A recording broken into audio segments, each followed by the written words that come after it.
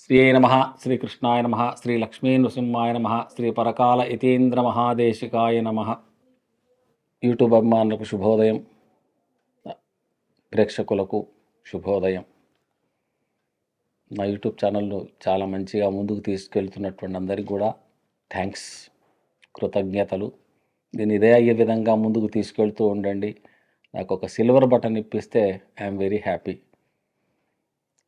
ఇక్కడ ఈరోజు మనం భావము యొక్క శాశ్వత కారకులు, జాతక భాగంలో శాశ్వత కారక గ్రహాలు అనే విషయాన్ని మనం ఒకసారి చెప్పుకుందాం. ఎందుకంటే భావము భావగ్రహము మారతాయి, భావాధిపతి మారతాడు, కానీ కారకుడు ఎక్కడున్నా మారడు. కారకుడు ఏ రాశిలో ఉన్నప్పటికీ కారకత్వాన్ని మాత్రం మారడు. దానికి ఉదాహరణ ఏమిటంటే, ఒకటి భావము, భావాధిపతి, భావకారక గ్రహం. ఈ మూడు విషయాలు మనం చక్కగా మనసులో పెట్టుకోవాలి.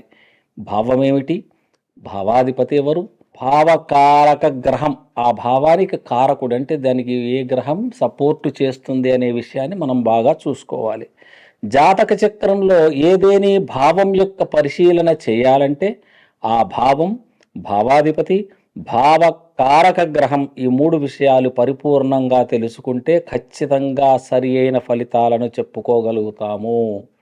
ఎందుకంటే ఏదైనా ఒక సమస్యతో పృచ్ఛకుడు మన దగ్గరికి వస్తాడు. ఆ పృచ్ఛకుడు అడిగినటువంటి సమస్యను బట్టి జాతక చక్రంలో ఆ భావాన్ని, భావాధిపతిని మరియు భావకారకుడు ఏ భావంలో ఉన్నాడో కూడా చూస్తాం కదా. ఇక్కడ మాత్రం శాశ్వత కారకుడిని మాత్రం చెప్పే ప్రయత్నం చేస్తున్నాం. భావము, భావాధిపతి అవన్నీ పక్కన పెట్టేసి శాశ్వత కారకుడు ఎవరు, ఒక్కొక్క భావానికి 12 భావాలకి శాశ్వత కారకులు ఎవరు, ఆ విషయాన్ని ఇక్కడ చెప్పుకోవాలనే ప్రయత్నం నేను చేస్తున్నాను. వేరే వేరే లగ్నాలు, లగ్నాధిపతులు, భావాలు, భావాధిపతులు మారుతూ ఉంటాయి. లగ్నం మారంగానే భావం మారుతుంది, భావాధిపతి మారుతాడు, కానీ కారకుడు మాత్రం ఒకడే ఉంటాడు. కారక గ్రహం మాత్రం శాశ్వతంగా అదే ఫలితాన్ని ఇస్తాడు. ఆయన ఎక్కడున్నాడో ఆ ఫలితాన్ని ఇస్తాడు. ఉదాహరణకి మాతృభావం తీసుకుంటే చతుర్థ భావాధిపతిని, చతుర్థ భావాన్ని చూడాలి. వీరు మారుతారు లగ్నాన్ని బట్టి, కానీ కారకుడు మాత్రం చంద్రుడు. అంటే మాతృకారకుడు చంద్రుడు గనక మనం చంద్రుని మాత్రమే అక్కడి నుంచి ఎక్కడున్నాడు, లగ్నం నుంచి ఎన్నో స్థానంలో ఉన్నాడు, ఏ భావంలో ఉన్నాడు, దాన్ని బట్టి మనకు మాతృసుఖం ఎలా ఉంటుంది, మిగతా విషయాలన్నీ చెప్పడం జరుగుతుంది. అందుకే మనం ఈరోజు శాశ్వత కారక గ్రహములపై చర్చించుకోవాలి. ప్రత్యేక భావం యొక్క కారకులను అధికంగా తెలుసుకునే ప్రయత్నం చేస్తాం. మనం ఏం చేస్తాం, కారకుడు గురువు అని, భ్రాతృకారకుడు కూజుడని, మాతృకారకుడు చంద్రుడని, పుత్రకారకుడు గురువు అని, శత్రుకారకుడు, ఇట్లా మనం ఒక్కటే పాయింట్ చెప్పుకుంటూ వెళ్తూ ఉంటాం సామాన్యంగా. కానీ ఇక్కడ మనం కొన్ని విశేష గ్రహాలను కూడా మనం తీసుకునే ప్రయత్నం చేద్దాం. ఫలితాంశంలో రకరకాల ఫలితాలు చూడడం కూడా మనం చేస్తున్నాం. అప్పట్లో ఉద్యోగం అంటే ఏదో వ్యవసాయంలో ఉద్యోగం, లేకపోతే ఇంకేదో అకౌంటెంట్గా ఉద్యోగం, ఇప్పుడు రకరకాల ఉద్యోగాలు వచ్చాయి కనుక మనం దాన్ని కూడా కొంతవరకు పరిశీలన చేసే ప్రయత్నం చేద్దాం. తనుభావం మొట్టమొదటిది తనుభావం. ఈ తనుభావం అంటే ఏమిటి? శరీరం, ఎముకలు, ఆత్మ, మనస్సు, ఆరోగ్యం, ఇవన్నిటికి కూడా తనుభావాన్ని మనం చూస్తాం. ఆ తనుభావానికి కారకుడు ఎవరయ్యా మరి అంటే రవి. ఈ ఎముకలకు, శరీర ఆరోగ్యానికి, దృఢత్వానికి, పర్సనాలిటీకి అంతా కూడా కారకుడు రవి అవుతున్నాడు, సూర్యగ్రహం అవుతుంది. అందుకని సూర్యుడే ఈ యొక్క తనుభావానికి కారకుడు అవుతున్నాడు. ఆ తర్వాత తను అంటే శరీరము అనేసరికి అక్కడ నీళ్లు ఉన్నాయి. మనకు 72% మన బాడీలో నీళ్లు ఉన్నాయని మనకి ఏదో సైన్స్ చెప్తోంది. మళ్ళీ నీళ్లు కావాలి అంటే చంద్రుడు కావాలి. అంటే అక్కడ మనస్సు కూడా అక్కడే ఉంది. అంటే చంద్రుడు కూడా తనుభావానికి కారకుడు అవుతున్నాడు. చంద్రుడు జాతక చక్రంలో బలంగా ఉన్నాడు అంటే వీడి మనస్సు, అంటే ఈ యొక్క ఆత్మ యొక్క మనస్సు చాలా తనుభావంలో ఉన్నటువంటి గ్రహం, చాలా మంచి ఫలితాలు ఇవ్వడానికి ఆస్కారం ఉంటుంది. అదే ప్రకారంగా రెండో భావం ధనస్థానం అంటామంటే, ధనం అంటే వాక్కు, ఆ తర్వాత చాలా ఉంటాయి. ధనం అనేసరికి గురువు కావాలి. రెండో భావానికి కారకుడు గురువు ఎక్కడున్నాడో దాన్ని బట్టి వీడికి ఏ విధంగా ధనం వస్తుందనే విషయాన్ని చెప్పుకోవచ్చు. ఆ తర్వాత వాక్కు, వీని వాక్కు ఎలా ఉంటుంది, మాధుర్యంగా ఉంటుందా, కోపంగా ఉంటుందా, కపటంగా ఉంటుందా అని చూడాలి అంటే బుధుడు ఎక్కడున్నాడో చూసుకోవాలి. ఆ తర్వాత రుచి, టేస్ట్, దీనికంతా కారకుడు ద్వితీయ స్థానంలో శుక్రుడు ఉన్నాడంటే భోజన ప్రియుడు, మంచి మంచి రుచులు కలిగినటువంటి పదార్థాలు తినే ఆలోచన చేస్తూ ఉంటాడు. తర్వాత కుడి కన్నుకు సంబంధించినటువంటి రోగ విషయాలు తెలుసుకోవాలంటే రవి కావాలి. అంటే అక్కడ రెండో స్థానం కన్నుకు సంబంధించినటువంటిది, అందుకని రవి కారకుడు అవుతున్నాడు. తర్వాత భోజన విషయం కూడా బాగా ఆలోచన చేస్తుంటాడు. ఈరోజు ఏ వంట చేసుకోవాలి, ఏ వంట తినాలి, ఏ పదార్థం తినాలి అని ఆలోచన చేస్తూ ఉంటాడు. అంటే ఇక్కడ మనస్సు అది. అందుకని ఇక్కడ చంద్రుడు అంటే ధనభావాన్ని యొక్క భావాన్నే చూడాలి అంటే దానికి సంబంధించినటువంటి 5 గ్రహాలు గురువు, బుధుడు, శుక్రుడు, రవి, చంద్రుడు, ఈ 5 గ్రహాలను కూడా మనం చూసి అప్పుడు మనం ఫలితాన్ని చెప్పడం జరుగుతుంది. ఇక మూడో భావం వచ్చేసరికి పరాక్రమం, భ్రాతృ అని మనం చెప్పుకుంటాం.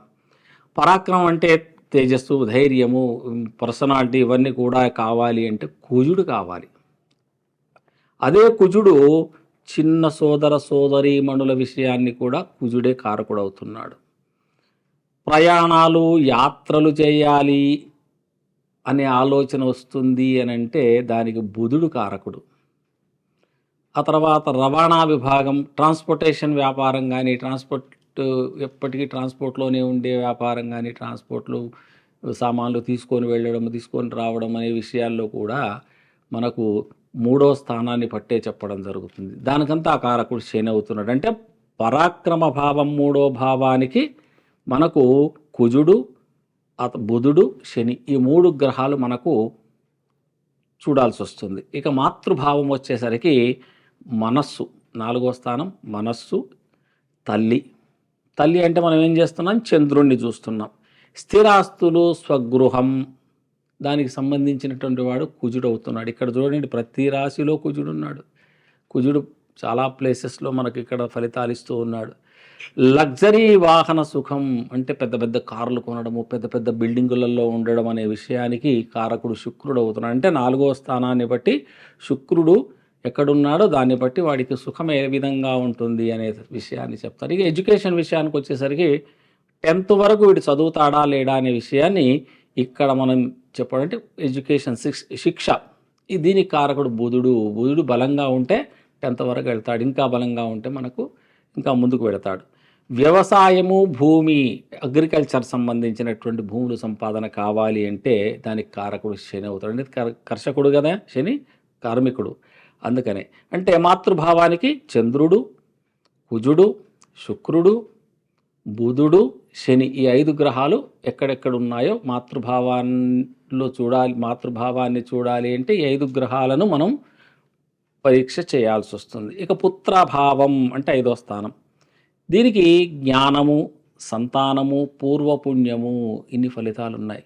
దీనికంతా కారకుడు గురువు అవుతున్నాడు కనుక పంచమ భావానికి సంబంధించినటువంటి ప్రిడిక్షన్స్ ఇవ్వాలి, ఫలితం చెప్పాలి అంటే గురువు ఎక్కడున్నాడో చూసుకోవాలి. అంటే వీడికి జ్ఞానం ఎలా ఉంది, సంతానం ఎలా ఉంది, పూర్వం ఏమన్నా పుణ్యం చేసుకున్నాడా, ఈ విషయాన్ని చెప్పాలంటే గురువు కావాలి. ఆ తర్వాత 10th తర్వాత ఇంటరు, డిగ్రీ వరకు చదువు వీడికి ఉందా లేదా అని చూడాలి అంటే చంద్రబుధులు కూడా వీళ్ళకి కారకులు అవుతున్నారు. వీళ్ళిద్దరు కూడా బలంగా ఉన్నారా లేరా, వీళ్ళు డిగ్రీ కంప్లీట్ చేస్తాడా, ఇంటర్ కంప్లీట్ చేస్తాడా అనే విషయాన్ని మనం చెప్పడానికి అంటే పంచమ భావాన్ని బట్టి గురువు, చంద్రుడు, బుధుడు, ఈ 3 గ్రహాలను ఇక్కడ మనం చంద్రుడిని చూసుకోవాల్సి వస్తుంది. ఇక శత్రుభావానికి వచ్చేసరికి గొడవలు, అంటే గొడవపడి వస్తాడు, ఎవరితో కోపం ఎక్కువ, అన్నీ వచ్చేస్తాయి. దానికి కారకుడు ఎవరు అంటే కుజుడు అవుతున్నాడు.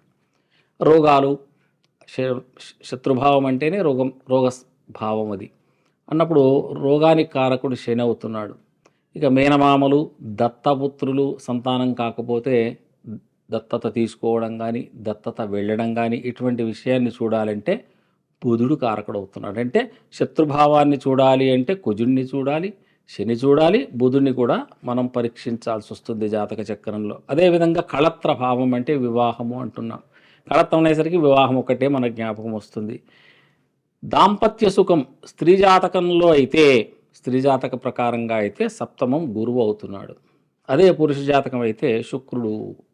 ఇక భాగస్వామ్యం అంటే పార్ట్నర్షిప్ వ్యాపారం కొంతమంది చేస్తూ ఉంటారు, దానికి కారకుడు శుక్రుడు అవుతున్నాడు.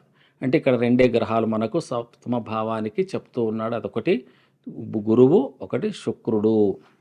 అయితే ఆయుస్థానం అంటే 8, వీడు ఎన్నేళ్ళు బతుకుతాడు, ఏమిటి, ఏం కథ, ఏం లక్షణం, ఏ విధంగా చేస్తాడు అంటే ఇవన్నీ కూడా తెలుసుకోవాలి. అంటే ఆయుకారకుడు శని, అంటే ఆయువుని ఇచ్చేవాడు శని. వాడు పాపస్థానంలో ఉంటే కొన్ని బాధలు పెట్టి మరణం సంభవిస్తుంది. స్త్రీ సౌభాగ్య విషయం కూడా మనం అష్టమ స్థానాన్నే చూడాల్సి వస్తుంది. దానికి సంబంధించిన వాడు గురువు. అంటే ఆయుస్థానం 8వ స్థానాన్ని చూడాలి, దాని ఫలితాలు చెప్పాలి అంటే ఈ శని, ఆ గురువు, ఆ గ్రహం, ఈ అష్టమ స్థానంలో ఉన్న గ్రహం, ఈ మూడింటిని మనం బాగా పరిశీలన చేయాలి. ఆకస్మిక అపాయాలు అంటే యాక్సిడెంట్స్ అవుతూ ఉంటాయి, అటువంటి సంబంధం కుజుడు అవుతున్నాడు. అంటే 8వ స్థానాన్ని కుజుడు కూడా చూస్తున్నాడా, కుజుడు పాపస్థానంలో ఉన్నాడా, యాక్సిడెంట్స్ అవుతాయా అనే విషయాన్ని మనం ఇక్కడ నిర్ధారించవచ్చు. ఇక 9వ భావానికి వచ్చేసరికి భాగ్యం అంటున్నాం. అంటే భాగ్యస్థానం ఏమిటి అని అంటే తండ్రి, భాగ్యకారకుడు. 9వ స్థానానికి కారకుడు రవి, తండ్రి కారకుడు. ధనధాన్యములు, సంపాదనలు, పుణ్యం కట్టుకోవడము, దాన ధర్మాలు చేయడము, ఇవన్నిటికి కూడా కారకుడు గురువు అవుతున్నాడు. అంటే భాగ్యస్థానానికి 2 గ్రహాలు కారకత్వాలు అవుతున్నాయి. అదేమిటి, ఒకటి రవి, 2 గురువు అవుతున్నాడు. ఇక దశమ భావం అంటే రాజ్యం, ఉద్యోగం అంటాం. ఉద్యోగం అనేసరికి జీవనోపాధి, చాలా రకాలు ఉన్నాయి దీంట్లో, కొన్ని మాత్రం మనం చెప్పుకుందాం. జీవనోపాధి, జీవన విధానం ఎలా ఉంటుంది, ఈ విధంగా మనం చాలా రకాలుగా తీసుకోవచ్చు. వడ్రంగి అవుతాడా, లేకపోతే కులంలో పుట్టి ఇంకొక కులం వృత్తిలు చేయడం జరుగుతూ ఉంటుంది. కొంతమంది డాక్టర్లు అవుతుంటారు, కొంతమంది ఈ విధంగా మారుతాయి. ఎందుకు మారుతాయంటే ఇక్కడ గ్రహం ఆ విధంగా సపోర్ట్ చేస్తూ ఉంటుంది. ఉద్యోగం కర్మకారకుడు శని అవుతున్నాడు. అంటే జాబ్, మామూలుగా జాబ్ మాత్రం చేసుకొని ఉండేటటువంటి వాడు శని కనుక సపోర్ట్ చేస్తే ఉద్యోగం ఖచ్చితంగా చేస్తాడు. ఇక ప్రభుత్వం, గవర్నమెంట్ ఉద్యోగంలో చేస్తాడా, గవర్నమెంట్ ద్వారా ఏదైనా వ్యాపారం చేసి కాంట్రాక్టులు తీసుకొని కర్మ చేస్తాడా, అటువంటి దానికి కారకుడు రవి అవుతున్నాడు. అంటే ప్రభుత్వ సంబంధంలో ఏ పని ద్వారా డబ్బులు సంపాదించినా దానికి రవి కనుక బలంగా ఉన్నట్టయితే ఆ జాతకుడు ఖచ్చితంగా ప్రభుత్వం ద్వారా డబ్బులు సంపాదించుకోవడం అనేది జరుగుతూ ఉంటుంది. ఇక లాభస్థానానికి వచ్చేసరికి పెద్దన్న, జ్యేష్ఠ భ్రాత అంటున్నాం. అంటే అన్న కానీ అక్క కానీ, దానికి సంబంధించినటువంటి వాడు గురువు అవుతున్నాడు. సుఖజీవనం అంటే 11వ స్థానాన్ని సుఖజీవనంగా కూడా మనం లెక్కలో తీసుకున్నట్టయితే సుఖము అనేసరికి శుక్రుడు. అంటే ఇక్కడ గురువు, శుక్రుడు ఇద్దరు కూడా లాభస్థానాన్ని విషయంలో మనం ఎక్కడున్నారో జాతక చక్రంలో చూసి ఆ 11వ స్థానంలో ఏ గ్రహం ఉంది, వాళ్ళకి వీళ్ళకి ఎటువంటి అవినాభావ సంబంధం ఉంది, ఇవన్నీ కూడా చూసుకొని మనం ఫలితం చెప్పడం జరుగుతుంది. ఇక వ్యయభావం అంటే, వ్యయం అంటే ఖర్చులు, హాస్పిటల్స్, మృత్యువు, ఇవన్నీ కూడా మోక్షము, ఇవన్నీ కూడా మనం దీంతోటే చూస్తాం కనుక దీనికి హాస్పిటల్ అంటే వ్యయం అంటే ఖర్చు కదా. ఒక హాస్పిటల్లో డబ్బులు ఖర్చు పెట్టే యోగం కొంతమందికి ఉంటుంది. పుట్టినప్పటి నుంచి వాడికి ఏదో రోగాలు ఉంటాయి, నెలకు ఒక్కసారన్నా హాస్పిటల్కి పోవాలి. అంటే అక్కడ వ్యయభావంలో కుజుడున్నా, వ్యయభావాన్ని కుజుడు చూసినా అది శత్రుభావం అయి ఉంటే కనుక ఖచ్చితంగా వాడు హాస్పిటల్కి వెళుతూ ఉంటాడు. ఇక అదే 12వ స్థానం జైలుకు సంబంధించినటువంటి, వీడు జైలుకు వెళ్తాడా, జైలుకు వెళ్ళి వస్తాడా, జైల్లోనే ఉంటాడా అనే విషయాన్ని కూడా చెప్పాలంటే దానికి శని కారకుడు అవుతున్నాడు. ఇక శయ్యా సుఖం అంటే 12వ స్థానం సుఖం కూడా ఇచ్చాడు. అంటే అక్కడ శుక్రుడు దానికి కారకుడు అవుతున్నాడు. ఎడమ కన్ను, అప్పుడు మనం కుడి కన్ను చెప్పుకున్నాము, ఇక్కడ ఎడమ కన్ను విషయానికి వచ్చేసరికి చంద్రుడు అవుతున్నాడు. అంటే చంద్రుడు కూడా కండ్లకు సంబంధించినటువంటి కారకుడు, అది ఎడమ కన్నుకు. విదేశయాత్ర, ట్రావెల్, కంట్రీస్ తిరుగుతూనే ఉంటారు కొంతమంది, ఎక్కడా కూడా స్థిరంగా ఉండరు, అన్ని దేశాలు తిరుగుతూ ఉంటారు. మనకొక మిత్రుడు అన్ని దేశాలు ఇప్పుడు తిరుగుతూ మంచి పేరు తెచ్చుకుంటూ ఉన్నాడు. చిన్న చిన్న దేశాలు కూడా వెళుతున్నాడు, ప్రపంచమంతా తిరుగుతూ ఉన్నాడు. ఆ విధంగా వాళ్ళకి రాహు బాగా సపోర్ట్ చేస్తూ ఉన్నాడు. వాయుతత్వం కనుక ఎప్పటికీ ట్రావెల్ చేస్తూనే ఉంటారు. ఇక వృత్తి మోక్షం దీనికి రెండిటికి కూడా కారకుడు కేతు అవుతాడు. అంటే వ్యయస్థానానికి కుజుడు, శని, శుక్రుడు, చంద్రుడు, రాహు, కేతు ఇన్ని గ్రహాలు ఎక్కడెక్కడున్నాయో చూసి వాడికి ఎటువంటి ఫలితాలు వస్తాయా అనే విషయాన్ని మనం చెప్పడం జరుగుతుంది. ఈ విధంగా మనం కారకత్వము విశేష కారకత్వాలు ఏ విధంగా ఉంటాయో మనం చెప్పుకోవడం జరిగింది. ఇంకా చాలా చాలా ఉన్నాయి చెప్పడం వీడియో లెంత్ ఎక్కువ అవుతుందని నేను దీన్ని షార్ట్గా చెప్పడం జరిగింది. దీనికి ఒక ఫోటో పెడతాను. ఆ ఫోటో ప్రకారంగా కారక గ్రహాలు ఎక్కడెక్కడ ఉంటే ఎన్నో స్థానంలో ఉన్నప్పటికీ ఏ ఏ గ్రహాలు ఏ ఏ కారకాన్ని ఇస్తాయి అనే విషయాన్ని మీకు కొన్ని విశేషంగా ఫోటో పెడతాను. దాన్ని స్క్రీన్ షాట్ తీసుకొని విద్యార్థులైతే పెట్టుకున్నట్టయితే ఎప్పుడైనా అవసరం వస్తుంది. జయ శ్రీకృష్ణ.